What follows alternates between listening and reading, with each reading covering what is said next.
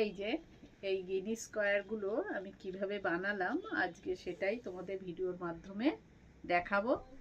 তো চলো। তো প্রথমে এই যে 4 কালারের উল নিতে হবে। এই যে প্রথমে একটা স্লিপ নট দিয়ে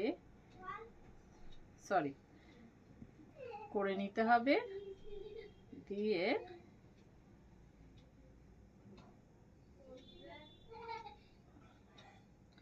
এই ম্যাজিক রিং এর ভেতর আমাকে 12টা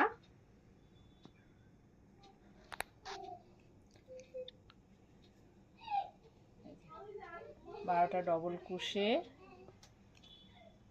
12টা ঘর নিয়ে নিতে হবে।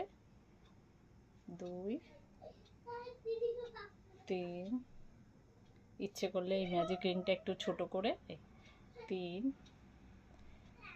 4 5